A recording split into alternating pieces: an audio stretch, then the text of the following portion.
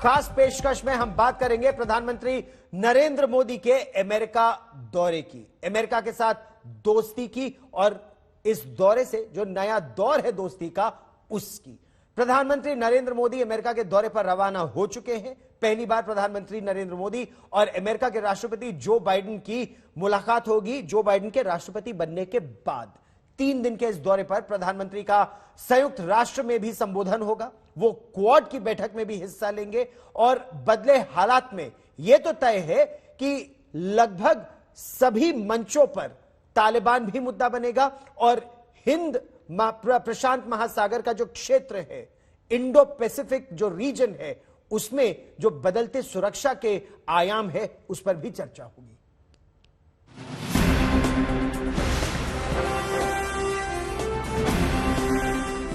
दोस्त के बुलावे पर प्रधानमंत्री अमेरिका के दौरे पर रवाना हो गए। 2 साल बाद पीएम मोदी का ये अमेरिका दौरा है। अब अमेरिका में नए राष्ट्रपति हैं। पहली बार प्रधानमंत्री मोदी और अमेरिका के राष्ट्रपति जो बाइडेन आमने सामने होंगे। अमेरिका के दौरे पर कल पीएम मोदी का अमेरिका की उपराष्ट्रपति कमला हैरिस से मुलाकात होगी।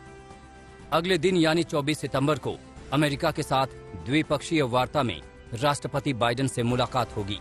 इसी दिन क्वाड की बैठक है। 25 सितंबर को प्रधानमंत्री यूएन महासभा को संबोधित करेंगे। पीएम के अमेरिका दौरे पर दोनों देशों की दोस्ती और परवान चढ़ेगी। ट्रंप के कार्यकाल में भारत और अमेरिका काफी पास आए थे। उम्मीद है कि बाइडेन काल में रिश्ते और मजबूत होंगे। अमेरिका रवानगी से पहले पीएम ने कहा, राष्ट्रपति बाइडेन के साथ वैश्विक रणनीति साझेदारी और आपसी हितों के क्षेत्रीय और ग्लोबल मसले पर विचार साझा करूंगा।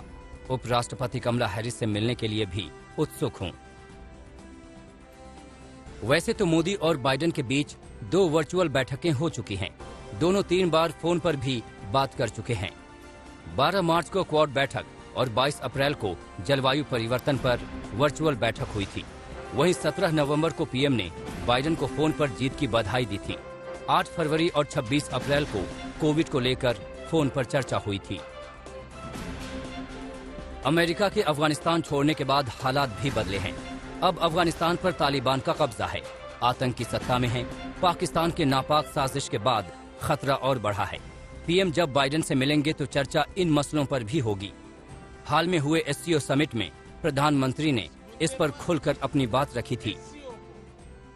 एससीओ की 20वीं वर्षगांठ इस संस्था के भविष्य के बारे में सोचने के लिए भी उपयुक्त अवसर है।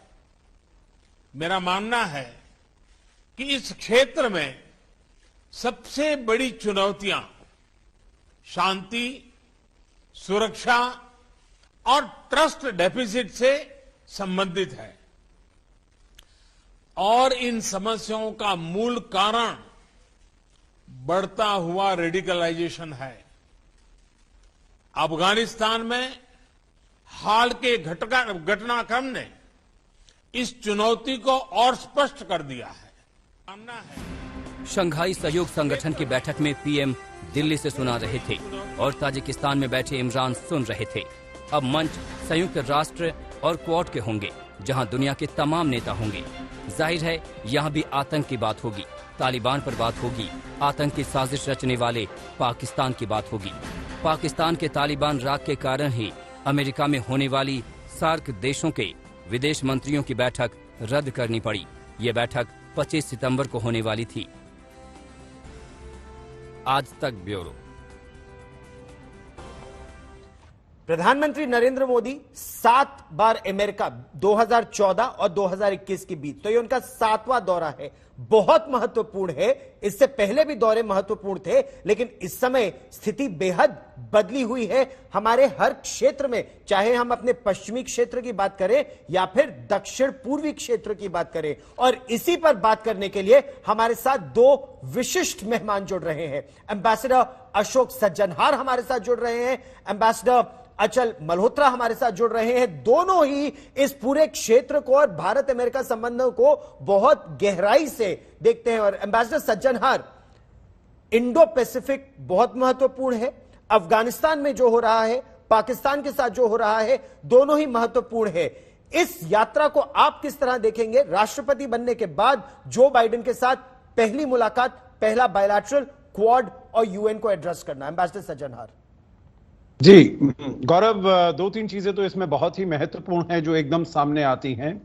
एक तो जैसे आपने बिल्कुल ठीक बताया, जो पहली बार उनकी आमने सामने मुलाकात होगी राष्ट्रपति बनने के बाद जो बाइडेन के साथ। हालांकि जो बाइडेन के साथ प्रधानमंत्री मोदी का जो संबंध है, का जो एक केमिस्ट्री कही जाए या एक रैपो कहा जाए, वो बहुत अच्छा रहा है। आपको याद होगा 2014 में आपने जिक्र किया अभी, जो भाई वहां उनकी 7वीं बार ये यात्रा हो रही है। 2014 में जब गए थे तब राष्ट्रपति बाइडेन, जो कि उस समय उपराष्ट्रपति थे, उन्होंने स्टेट डिपार्टमेंट में उनके लिए लंच ऑर्गेनाइज किया था जिसमें ड्रॉप इन हुआ था राष्ट्रपति बराक ओबामा का। उसके बाद 2016 में आपको याद होगा जब वो बहुत ही महत्वपूर्ण joint session of the US Congress को उन्होंने एड्रेस किया था, तो तब उसकी जो मेजबानी थी, उसकी जो अध्यक्षता थी, वो भी जो बाइडेन जो उपराष्ट्रपति थे तो उन्होंने किया था। तो उनकी बहुत अच्छी समझ है दोनों नेताओं की। और राष्ट्रपति जो बाइडेन ये हमेशा से भारत और अमेरिका के संबंधों को और आगे ले जाने में हमेशा ही आगे रहे हैं। चाहे वो chairman senate foreign relations committee में हो, जब वो 2006 में उन्होंने कहा था, जो 2020 में वो ऐसा संबंध चाहते हैं दोनों देशों के बीच में, भारत और अमेरिका के, जो कि सबसे महत्वपूर्ण हो। तो अब हम यहां पर आते हैं तो वो उनके न्योते पर, उनके आमंत्रण पर वो वहां पर गए हैं। तो जो भी ये बातें हैं, हालांकि उनकी बातचीत हो चुकी है, 3 बारी वर्चुअल समिट्स में वो मुलाकात कर चुके हैं और बातचीत हो चुकी है 3 बारी, परंतु ये पहली बार फेस टू फेस मीटिंग है। तो इसीलिए मेरे विचार से जो भी क्षेत्रीय मसले हैं, अफगानिस्तान का आपने कहा, इंडो पैसिफिक का कहा, जो और पूरी दुनिया में हो रहा है, आतंकवाद का मसला है, उस पर बातचीत होगी। और जो अपने बायलैटरल इश्यूज हैं, डिफेंस पार्टनरशिप है, डिफेंस बायलैटरल इश्यूज पर एक मिनट में फिर आते हैं, लेकिन एम्बेसडर मल्होत्रा, अगर हम बात करें अफगानिस्तान की स्थिति, जिसका सीधा असर न केवल इस पूरे क्षेत्र पर है बल्कि दुनिया पर भी पड़ेगा, वो इस समय ज्यादा महत्वपूर्ण होगा या क्वाड? क्योंकि क्वाड की वजह से सभी देशों पर असर पड़ रहा है। क्वाड की पहली फेस टू फेस समिट है और साथ ही साथ इस बीच ऑकस एक नया आयाम इसमें जुड़ गया है।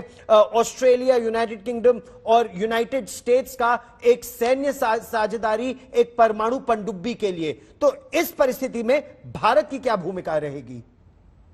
देखिए गौरव, आपने 3 बहुत ही महत्वपूर्ण जिसे एस्पेक्ट्स कहते हैं उनको एक ही साथ टच किया है। जहां तक अफगानिस्तान, जो आपने पहला सवाल उठाया, जहां तक अफगानिस्तान का सवाल है, मुझे नहीं लगता कि इसमें जो अभी स्थिति बन चुकी है, जो डी फैक्टो स्थिति है कि तालिबान ने एक सरकार बना ली, उसको बदलने या उसको हटाने की दिशा में कोई भी कुछ काम कर सकता है। होगा क्या, सिर्फ इस समय ये डिस्कस किया जाएगा कि तालिबान की सरकार बनने के बाद जो अफगानिस्तान की सॉइल से आतंकवाद के बढ़ने का आगे बढ़ने का जो खतरा और पैदा हो गया, उसे किस तरह से हैंडल किया जाए। तो जो जितनी भी कोऑपरेशन की बात होगी वहां तक सीमित होगी। इसमें रियल टाइम इंटेलिजेंस शेयरिंग कह लीजिए, या फिर आपकी टेक्नोलॉजीज, ऐसी हाई टेक्नोलॉजी इक्विपमेंट की बात कर लें, जिससे आतंकवाद को रोकने की दिशा में काम करने की बात होगी।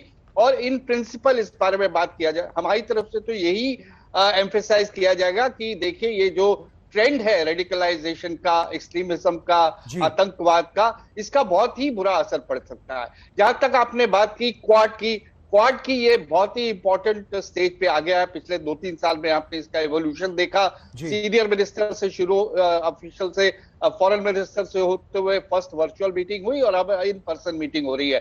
क्वाड का एक अपना पर्सपेक्टिव है। इसे प्रोजेक्ट ऐसे किया जा रहा है कि ये एंटी चाइना ग्रुपिंग है, लेकिन ग्रुपिंग का अपना खुद ये कहना है कि हम सिक्योरिटी अलायंस नहीं है और हमारा एजेंडा सिर्फ हमारा एक विजन है वो इंडो पैसिफिक को लेके, free, fair, open and inclusive Indo Pacific. और बहुत से दूसरे मुद्दे भी उन्होंने अभी इसमें जोड़ दिए हैं, जिसमें वैक्सीनेशन प्रोडक्शन की बात हो रही है और हाईटेक न्यू इमर्जिंग टेक्नोलॉजीज की बात है, एजुकेशन की बात है, जिससे पूरे इंडो पैसिफिक क्षेत्र को फायदा होने वाला है। आपने बात करी AUKUS की, तो AUKUS के बारे में जैसे अभी विदेश सचिव ने हाल में क्लैरिफाई किया कि AUKUS एक अलग चीज है और क्वाड जो है वो अलग चीज है। AUKUS एक ट्राइलेटरल सिक्योरिटी अलायंस है, एक नया अलायंस है और ये इसकी जो भी प्रभाव है ये आपस में इन तीनों लोगों में ही सीमित रहने वाला है, इसका पूरी दुनिया। जी, लेकिन अगर एक बार ऑस्ट्रेलिया, यूनाइटेड किंगडम यानी ब्रिटेन और यूएस यानी यूनाइटेड स्टेट्स, ये 3 देश एक साथ आ जाते हैं तो क्या क्वाड का महत्व कम हो जाता है और भारत और जापान क्या इसमें पीछे रह जाएंगे अगर ऑकस ज्यादा महत्वपूर्ण हो जाएगा? एम्बेसडर सज्जनहार जी, देखिए, मेरे विचार से मैं इससे सहमत नहीं हूं, इस विचारधारा से जो कि कुछ लोग बता रहे हैं।